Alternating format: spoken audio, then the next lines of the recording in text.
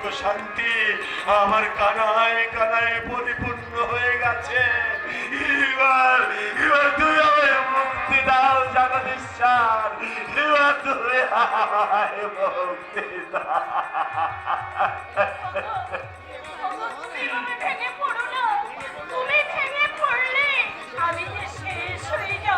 মমতা, অযোধ্যা রাজ রামচন্দ্র পিতৃ সত্য পালনের জন্য স্বেচ্ছায় বনবাসে গিয়েছিলেন। আর এ যুগের রামচন্দ্র আধুনিকা সীতার চরণে তারা মানবতা সভ্যতা জলান জ্বলে দিয়ে হতভাগ্য দশরথের চোখের জলে স্নান করে জীবনকে আনন্দে পরিপূর্ণ করতে চলেছে। হতভাগ্য দশরথের বুক ফাটা কান্না, কৌশল্যা জননের মর্ম ভাঙা হাহাকার ওই আধুনিক রামচন্দ্রের হৃদয়কে এতটুকু স্পর্শ করতে পারছে না।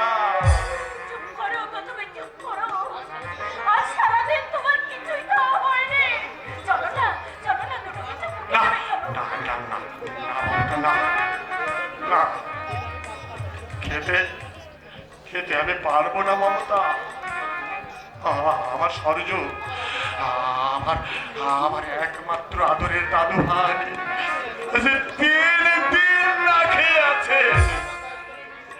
কঠোর দারিদ্রের নিষ্ঠুর নিষ্পেষণে তারা তিলে তিলে মৃত্যুর দিকে এগিয়ে চলেছে। আমি আমার নিজের হাতে আমার প্রেমটাকে জলে ফেলে দিয়েছি। আমাকে খাওয়ার কথা বলো না মমতা, ওই খাওয়ার আমার গলা দিয়ে নামবে না মমতা, খাওয়ার আমার গলা দিয়ে।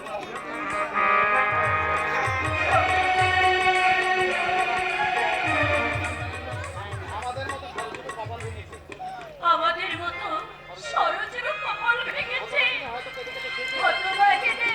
হয়তো কেঁদে কেঁদে শেষ হয়ে যাচ্ছে। আমরা যে তাকে দুঃখের সাগরে ভাসিয়ে দিয়েছি, ওই দিব্যেন্দুর ভবিষ্যতে করতে গিয়ে আমরা যে সরোজের ভবিষ্যৎ অন্ধকারে ঢেকে দিয়েছি।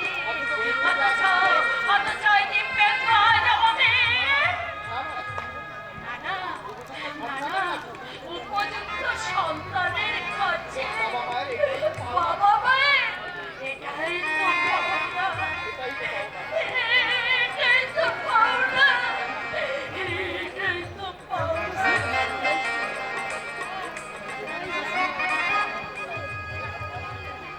পৃথিবীটা কত সুন্দর, অথচ পৃথিবীর এই সৌন্দর্য আমি আর দুটোকে উপভোগ করতে পারছি না। তুমি তো অন্তর্যামী, বলো দয়াময়, তুমি বলো আমার কোন পাপে এমন শাস্তি ভোগ করতে হচ্ছে দয়াময়? কাকা বাবু কেমন আছেন আপনি?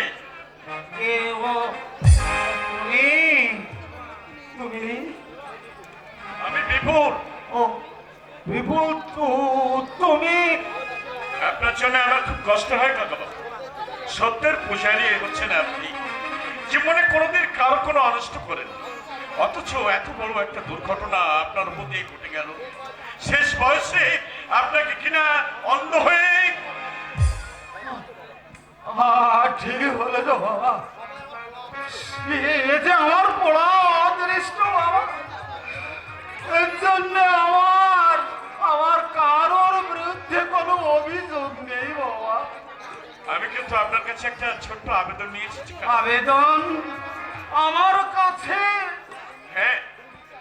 তুমি নিশ্চয়ই আমার সঙ্গে রসিকতা করছো বাবা। এই কথা কেন বলছেন কাকা বাবু? আমি রিক্ত নিঃস্ব সর্বহারা, আমার কাছে কি কারোর আবেদন থাকতে পারে নাকি আমি কারোর আবেদন পূর্ণ করতে পারি বাবা? নিজেকে আপনি এত ছোট ভাববেন না কাকা। আর তাছাড়া আপনি হচ্ছেন আমার পিতৃতুল্য গুরুজন, আপনার সঙ্গে আমি কি রসিকতা করতে পারি বলুন? বিপুল, বলুন না কাকা বাবু, আপনি আমার আবেদন রাখবেন? রাখবো বাবা, আমি নিশ্চয়ই রাখবো। কথা দিচ্ছেন তো? শুধু কথা দেওয়া নয় বাবা, আমি ঈশ্বরের নামে শপথ করে বলছি পরের নামে আমি আমার কথা রাখবো। ঈশ্বরের নামে আপনি শপথ করবেন? হ্যাঁ বাবা, জীবনে আমি কাউকে কোনোদিন বিমুখ করে ফিরিয়ে দেইনি, আজ তোমাকেও আমি দেব না সে বাবা। আমি চাইনি কাকা বাবু, আর সেই জন্যই তো আপনার উপরে আমার অগাধ আস্থা। বলো বাবা, কি তোমার আবেদন? এমন কিছু নয় কাকা বাবু, আমি আপনার দুর্বার সমস্ত ভার নিয়ে আমি আপনাকে ভারমুক্ত করতে চাই। তার মানে মানে হচ্ছে দুর্বাকে আমি বিয়ে করতে চাই কাকা বাবু। কি বলছো তুমি? তোর মাকে না না না না না বাবা, এ হয় না, এ হতে পারে না বাবা, কেন হতে পারে না এ কাকা বাবু? হতে পারে না। কেন হতে পারে না? সে তুমি বুঝবে না বাবা, কিন্তু আমি জানি দুর্বা অলোককে ভালোবাসে আর অলোক দুর্বাকে ভালোবাসে, তাই আমি সব জেনে শুনে পারবো না ওদের দুজনকে বিচ্ছেদের আঘাত ওদের মুখে আনতে। ওদের চোখে জল পড়লে আমার মাথায় যে অভিশাপ হয়ে নেমে আসবে। আপনি আমি যে দুর্বার বাবা ঠিকই, সেই সঙ্গে আমি কিন্তু অলোকের শুভাকাঙ্ক্ষী বাবা, তাই আমি পারি না ওদের একজনকে আর একজনের সঙ্গে ছিন্ন করে দিতে। তুমি তুমি আমাকে ক্ষমা করো বিপুল, আমাকে ক্ষমা করো। সে কি এই একটু আগে না আপনি ঈশ্বরের নামে শপথ করলেন যে আমাকে বৈমুখ করবেন না? তাহলে কি আমি বুঝবো আপনি একটা ঠক, আপনি একটা চঞ্চল, আপনি একটা জালিয়াত? তুমি চুপ করো, চুপ করো। আমি ঠক, আমি প্রবঞ্চক, আমি জালিয়াত। আমি চিরদিন মৃত্যুকে ঘৃণা করে এসেছি, আর আজ তুমি আমার সরলতার সুযোগ নিয়ে আমাকে এইভাবে মিথ্যেবাদী সাজাতে চাইছো। না না, তুমি এমন নির্দয় হয়ে নাবে, এমন নির্দয় হয়ে না বিপুল। তুমি তুমি তোমার কথা ফিরিয়ে নাও। বাবু, আমি আমার কথা ফিরিয়ে নিলেও নিজের বিবেকের কাছে আপনি কি জবাবদিহি করবেন? সে কি আপনাকে প্রশ্ন করবে না যে আপনি ঈশ্বরের নামে শপথ? না, হ্যাঁ হ্যাঁ হ্যাঁ, আমি নরকগামী হব। আমি তো জীবনে কিছুই পাইনি, তাই বলে আমার দুর্বাবাকে আমি ব্যর্থতার হাহাকারে তার জীবনটা ভরিয়ে দিতে পারবো না দেবো। বেশ, আপনি যখন চান না তখন আমি আর আপনাকে জোর করবো না। তবে হ্যাঁ কাকা বাবু, আপনার বাড়িটা আমি অনেক দিন ধরে আটকে রেখেছি, কিন্তু আর তা সম্ভব নয়, কারণ টাকা আমার বিশেষ প্রয়োজন। তাই কালই আপনি সুদ সমেত টাকা আমার ফেরত দেবেন, নইলে নইলে কালই আপনাকে বাড়ি খালি করে দিতে হবে। কি বলছো এখন? আমাকে এই বসত বাড়ি ছেড়ে দুর্বার হাত ধরে বাড়ি থেকে ত্যাগ করতে হবে। আহ! কি করবো বলো, আমি তো আর দান ছত্র খুলে বসিনি। আপনার প্রয়োজনে আমি টাকা দিয়েছি, আবার আপনি আমার প্রয়োজনে টাকা ফেরত দেবেন না, এটাই তো হওয়া উচিত নাকি? আমি জানি বিপুল, তোমার অনেক টাকা আছে, তোমার টাকার অভাব নেই, আর এটাও তুমি জানো টাকা দেওয়ার মতো আমার সামর্থ্য নেই। তাই তুমি তোমার প্রতিহিংসা চরিতার্থ করতে চাইছো। এই বসত ভিটা থেকে তুমি আমাকে উচ্ছেদ করে দিতে চাইছো। না না না না, তুমি এতখানি নির্দয় হয়ে না বিপুল।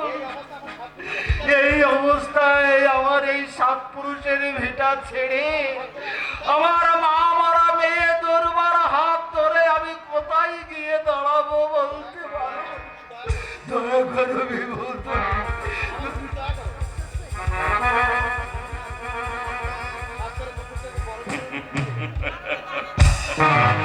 কাকাবাবু, সাত করে যদি কেউ দুঃখকে বরণ করতে চায় তাহলে আমি কি করতে পারি বলুন? শুনুন, তাহলে কিন্তু আপনাকে বাড়ি খালি করতে হবে। অবশ্য যদি আপনি আমার প্রস্তাবে সম্মত হন তাহলে আমি সম্মত। এ তুই কে বলছিস রে মা? ওরে বাবা, আমাকে বাঁচাতে এই দুঃখের পাহাড় তুই মুখে তুলে দিস রে মা। লক্ষ্য করছো কেন বাবা? আমার জন্য তুমি নরকগামী হবে, এই সাত পুরুষের ভিটে ছেড়ে রাস্তায় গিয়ে দাঁড়াবে? না না, আমি তো সহ্য করতে পারবো না বাবা। মেয়ে হয়ে জন্মেছি বলে আমি কি তোমার কোনো উপকার আসতে ঠিক পারবো না? ঠিকই ঠিকই তো, তোমার প্রতি কাকাবাবু দুর্বলতা থাকবে, তাই বলে বাবাকে নরকগামী হতে দেওয়া কোনো রকম তোমার উচিত নয়। আপনি এখন আসুন। আরে আসবো তো, অবশ্যই আসবো। তাহলে বাবা সামনের লগ্নেই আপনি যা চাইবেন তাই হবে। Right right right. এই না হলে ভারত নারী, সত্যি তুমি বাবার আদর্শ মেয়ে দুর্বা। তোমাকে না জীবন